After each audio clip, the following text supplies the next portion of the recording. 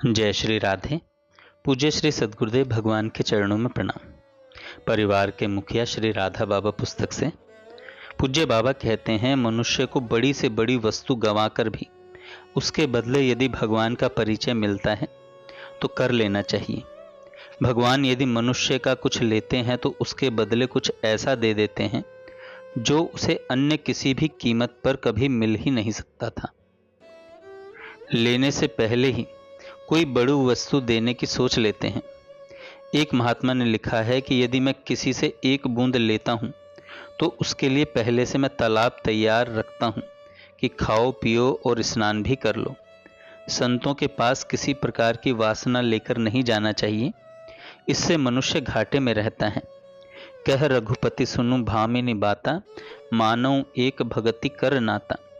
भगवान मिलने की क्या बात करूं, भगवान का प्रेम भी नहीं मिल पाता। भागवत में भगवान कहते हैं कि मनुष्य अपने दुखों से घबराकर मुझसे जुड़ता है, मैं उसका दुख तो दूर कर देता हूँ पर अपनी भक्ति उसे नहीं देता। तो ऐसा यत्न करें कि जिससे उनकी भक्ति ही मिले, क्योंकि भक्ति देने पर तो भगवान को बिक जाना पड़ता है। बाबा कमल दीदी के पास जाकर एक दिन बोले, देखो देखो भगवान के अतिरिक्त इस दुनिया में किसी का भरोसा नहीं करना चाहिए। यदि कोई चाहे कि भगवान 10 दिन के अंदर मिल जाएं, तो भगवान अवश्य उसे मिल जाएंगे। एक संत थे, वे चल पड़े एक पुल की ओर कि यदि भगवान नहीं मिलेंगे तो मैं उसी पुल से कूदकर प्राण त्याग दूंगा।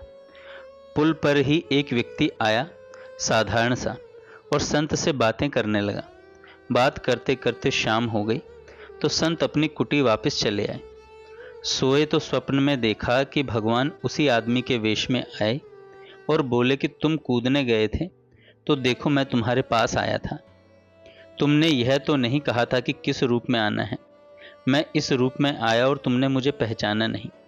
फिर संत ने बहुत पश्चाताप किया, अरे मैं तो प्रभु को पहचान ही नहीं सका, उनका कुछ साक्षात्कार भी नहीं किया, उनका कोई सत्कार भी नहीं किया। इसी प्रकार भगवान सबसे मिल सकते हैं। यदि कुछ साधना न भी की हो तो यही कहें भगवान से, हे नाथ, मैंने तो कुछ साधना नहीं की है, आप ही अपनी कृपा से मुझे दर्शन दीजिए। ऐसा भी वे करते हैं।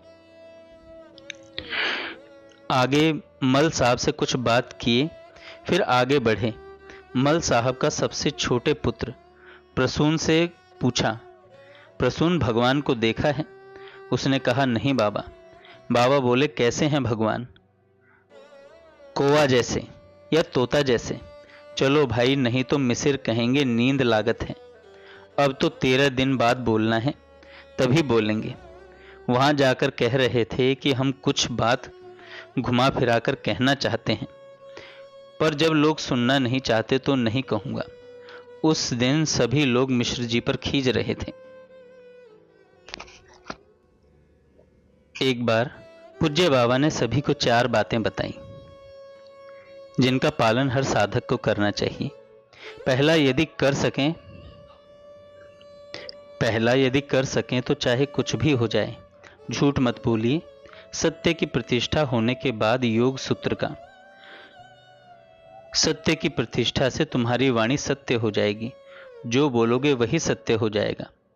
आगे बाबा ने कहा, दूसरा, बोलने में सदा सावधानी रखनी चाहिए। मेरी वाणी बहुत मीठी निकले, सावधानी रखनी चाहिए कि उसमें शालीनता हो, अहंकार शून्य हो।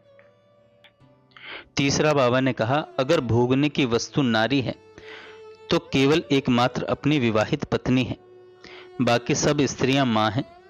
कभी भी निम्न स्तर के विचार किसी नारी के प्रति ना हो साधक के। चौथा बाबा ने कहा, भगवान का जो भी विश्वास जितने भी अंश में आपसे हो, उनका जो भी नाम आपको प्रिय लगता हो, उस नाम का 24 घंटे के दिन रात में बीच बीच में जैसे किसी को पुकारा जाता है, वैसे ही बड़े स्नेह से, जैसे राम राम राम राम, इस प्रकार जितने स्नेह से हो सके उतने स्नेह से बुलाएं, गिनती से नहीं। जैसे भैया भैया इसमें प्यार बोलता है, वैसे ही प्यार से बुलाएं। अगर ये चारों बातें जीवन में उतर गई तो भगवान का अनुभव होते देर नहीं लगेगी। उनका अस्तित्व अपने आप से ऐसे दृढ़ रूप में स्थित हो जाएगा कि जगत में किसी की शक्ति नहीं कि उसमें एक अयोटा भी शिथिल कर सके।